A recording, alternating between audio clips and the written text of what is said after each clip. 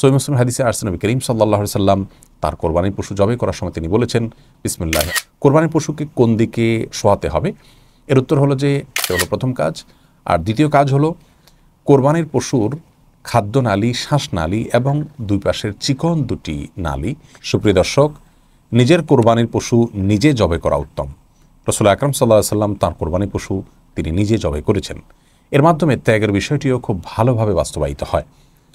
আমাদের সমাজের অনেক মানুষ মনে করেন যে কোরবানির পশু জবাই করতে বোধ হয় অনেক দোয়া দরুদ পাঠ করতে হয়, অনেক নিয়ম কারণ আছে, সেজন্য নিজে করাটাকে রিস্কি মনে করেন এবং কোনো হুজুর বা অন্য কারোর মাধ্যমে কোরবানি করিয়ে থাকেন।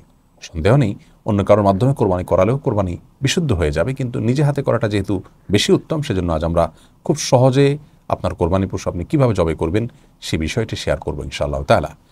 কোরবানির পশুর জবে এবং কোরবানি বিশুদ্ধ হওয়ার জন্য আপনাকে মৌলিকভাবে দুটি কাজ করতে হবে। প্রথম কাজ হলো বিসমিল্লাহি আল্লাহু আকবার বলে আপনি জবাই করবেন, আল্লাহর নাম নিয়ে জবাই করবেন, এটা হলো প্রথম কাজ।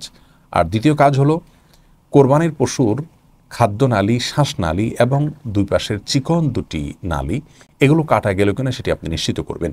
খাদ্যনালী, শ্বাসনালী এগুলো অপেক্ষাকৃতভাবে একটু পুরু হয়ে থাকে, মোটা হয়ে থাকে, বড় হয়ে থাকে, আর বাকি যে দুই পাশের দুটি সরু নালী থাকে সেগুলো আপনি কাটবেন। এটুকু যদি আপনি নিশ্চিত করেন তাহলে আপনার কোরবানি বিশুদ্ধ হয়ে গেল আলহামদুলিল্লাহ। এর পাশাপাশি যদি সম্ভব হয় বিসমিল্লাহি আল্লাহু আকবার বলার পর আল্লাহুম্মা মিনকা ওয়ালাক বলবেন, তাহলে উত্তম হবে, কারণ নবী করিম সাল্লাল্লাহু আলাইহি ওয়াসাল্লাম এটি বলেছেন। এর অর্থ হলো বিসমিল্লাহি আল্লাহু আকবার, আল্লাহ আপনার নামে শুরু করছি এবং আপনি বড়, আপনি মহান, আল্লাহ মহান। এরপরে আল্লাহুম্মা মিনকা ওয়ালাকের অর্থ হলো আল্লাহ আপনার পক্ষ থেকেই এই পশু আমি প্রাপ্ত হয়েছি এবং আপনার উদ্দেশ্যে এটিকে আমি নিবেদন করছি। এটুকু বলার পর আপনার পক্ষ থেকে আপনি কোরবানি করে থাকলে বলবেন আল্লাহ এটিকে আমার পক্ষ থেকে কোরবানি হিসাবে কবুল করে নিন, এরপর আপনি সুচারণা করবেন, ব্যাস আপনার কোরবানি হয়ে গেল। আর যদি আপনার সাথে অন্য ভাগিদাররাও থাকে তাহলে সেক্ষেত্রে আপনার নামের পাশাপাশি তাদের নামগুলো উল্লেখ করে বললেন আল্লাহ অমুক অমুকের তরফ থেকে আপনি এটিকে কোরবানি হিসেবে কবুল করে নিন, এরপর আপনি সুচারণা শুরু করলেন, এর মাধ্যমে আপনার কোরবানি বিশুদ্ধ হয়ে গেল। কোনো কারণে যদি ভাগিদারদের নামের তালিকা প্রস্তুত না থাকে তাহলে কোনো অসুবিধা নেই, আপনি শুধু এটুকু বললেন আল্লাহ এটি আমাদের সবার তরফ থেকে, আমরা যারা এটাকে কোরবানি নিয়ত করেছি আপনি ভালো জানেন, তাদের তরফ থেকে আপনি কবুল করেন কোরবানি হিসাবে, এইভাবে বলে আপনি চুরিচারণা করলেও কোরবানি হয়ে যাবে। সহিহ মুসলিম হাদিসে আসছে নবী করিম সাল্লাল্লাহু আলাইহি সাল্লাম তার কোরবানির পশু জবাই করার সময় তিনি বলেছেন বিসমিল্লাহি আল্লাহু আকবার আল্লাহুম্মা মিনকা ওয়ালাক।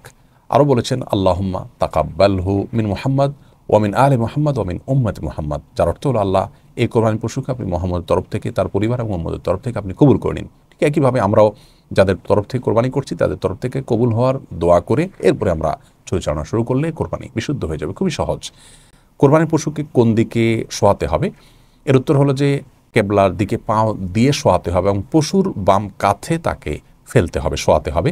এর মাধ্যমে জবাই করাটা সহজ হয়, সুবিধাজনক হয়, কিন্তু এটি আবশ্যক নয়। অন্য কোনো দিকে যদি আপনি ফিরিয়ে জবাই করেছেন বা জবাই করতে গিয়ে অন্য কোনো দিক ফিরে গেছে এবং সেদিকেই জবাই হয়ে গেছে, তাতেও জবাই বিশুদ্ধ হয়ে যাবে, কোরবানি বিশুদ্ধ হয়ে যাবে, টেনশনের কোনো কারণ নেই। তবে কেবলার দিকে পাও দিয়ে এবং পশুর বাম কাঁধে ফেলে যদি জবাই করা হয় সেটা অধিকতর উত্তম, জবাই করার সুবিধা হয় সেজন্য। আর এর পাশাপাশি জবাই করার ক্ষেত্রে কয়েকটা বিষয় খেয়াল করতে হবে। প্রথমত চাকু খুব ভালো করে ধার দিয়ে নিতে হবে। মুসলিমের হাদিসে নবী করিম সাল্লাল্লাহু আলাইহি ওয়াসাল্লাম এটি নির্দেশ করেছেন যাতে অহেতুক পোছাতে পোছাতে পশুকে কষ্ট দেওয়া না হয়, এবং একটি পশুর সামনে আরেকটি পশুকে যথাসম্ভব কোরবানি না দিতে পারলে উত্তম, কারণ এতে তারা কষ্ট অনুভব করে। অহেতুক একটা পশুকে কষ্ট দেওয়ার কোনো কারণ থাকতে পারে না। অনেকে জবের পর ছোট্ট একটা চাকু দিয়ে গলায় খোঁচাতে থাকেন। এভাবে যদি খোঁচানো হয় তাহলে অনেক ক্ষেত্রে কোরবানির পশুর গোশত খাওয়াটাই হারাম হয়ে যেতে পারে, জবেটাই অশুদ্ধ হয়ে যেতে পারে। এই জন্য জবের পর স্বাভাবিকভাবে তার প্রাণ বের হওয়া পর্যন্ত অপেক্ষা করবেন, কোনো চাকু দিয়ে খোঁচানো যাবে না। অনেকে পশু সম্পূর্ণ নিস্তেজ হওয়ার আগে তার চামড়া ছেলা শুরু করেন, অনেকে রক কাটা শুরু করেন। এই কাজগুলো অনুচিত কাজ। পশুর প্রতি অকারণে অমানবিক হওয়া যাবে না। আল্লাহ তাআলা আমাদের জন্য পশুর গোশতকে হালাল করেছেন, এর মানে এই নয় যে আমরা যাচ্ছে তা তাদের প্রতি আচরণ করব। আল্লাহ তাআলা আমাদেরকে নিজের পশু নিজে শুদ্ধভাবে সুন্দররূপে কোরবানি করার তৌফিক দান করুন।